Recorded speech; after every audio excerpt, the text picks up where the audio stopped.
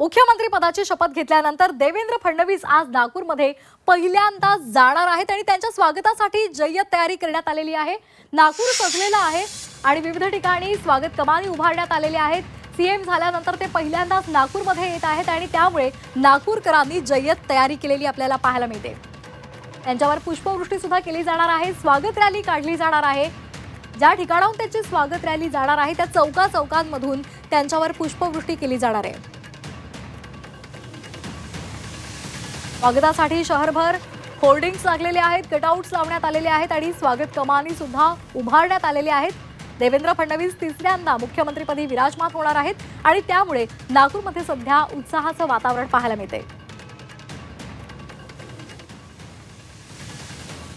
आणि या संदर्भात अधिक माहिती घेणार आहोत आमचे प्रतिनिधी अमर काणे यांच्याकडून। अमर, नागपूरमध्ये सध्या उत्साहाचं वातावरण पाहायला मिळतंय। देवेंद्र फडणवीस मुख्यमंत्री झाल्यानंतर पहिल्यांदाच नागपूरमध्ये येत आहेत, जंगी तयारी करण्यात आलेली आहे, त्या अधिकची माहिती आहे।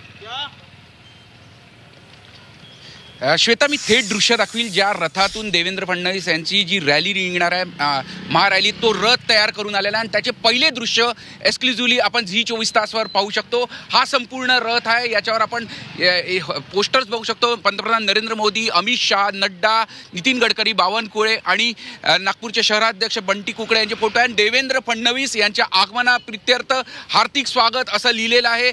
जोरदार असं स्वागतासाठी हा संपूर्ण रथ तयार करण्यात आला आहे। या रथाच्या मागे अजून 2 गाड्या चालणाऱ्या ज्यात माध्यम आणि इतर जे नेते आहेत त्यांच्याकरता ही संपूर्ण तयारी केलेली आहे। आपण हे एक्सक्लुझिव्ह दृश्य ज्या रथावरून ही संपूर्ण रॅली निघणार आहे, देवेंद्र फडणवीस जनतेशी अनुमोदन स्वागत स्वीकारत जाणार आहे, तो रथाचे हे पहिले दृश्य आपण झी24 तासवर बघू शकतो। हा रथ आता इथे पोहोचलेला आहे, अजून शेवटला टच त्याला देण्यात येतोय आणि त्याची ही संपूर्ण तयारी आपण बघू शकतो।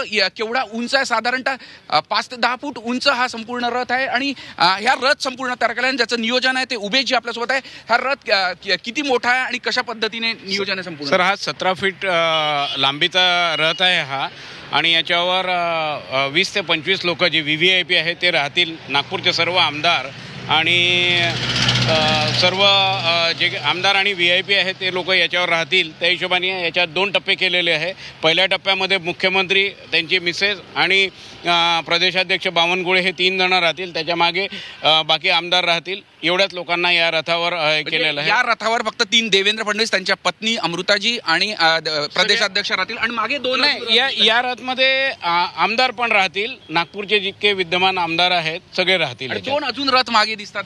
त्याच्यात एक गाडी मीडिया करता दिलेली आहे, मीडियाचे कव्हरेज करता, आणि दुसरी जी गाडी आहे ते बाकी अन्य नेते वगैरे आहेत त्यांच्याकरता, आणि चौथी गाडी जे संदल वगैरे जे असतात त्याच्याकरता आपण बघू शकतो। असे 4 रथ आहे। प्रमुख रथ जो आहे तो देवेंद्र फडणवीस, ज्याच्यातून रथातून रॅली निघणार आहे। महारॅलीतला स्वागत, लोकांचं अनुमोदन स्वीकारणार, साधारणपणे 7 किलोमीटरची ही रॅली आहे। त्याच्याकरता हा रथ केला आहे। त्याच्यात 2 टप्पे करण्यात आले आहेत। त्याच्यात देवेंद्रजी, त्यांच्या पत्नी आणि प्रदेशाध्यक्ष चंद्रशेखर बावनकुळे आणि नागपुरातले विद्यमान जे आमदार आहे भाजपाचे, ते या रथात उभे राहणार आणि स्वागत स्वीकारत जाणार आहे। साधारण 7 किलोमीटरमध्ये अगदी शेकडो हजारो कार्यकर्ते भाजपाचे राहणार आहेत। संपूर्ण तयारी आहे। धन्यवाद आपण दिलेल्या या सविस्तर माहितीसाठी।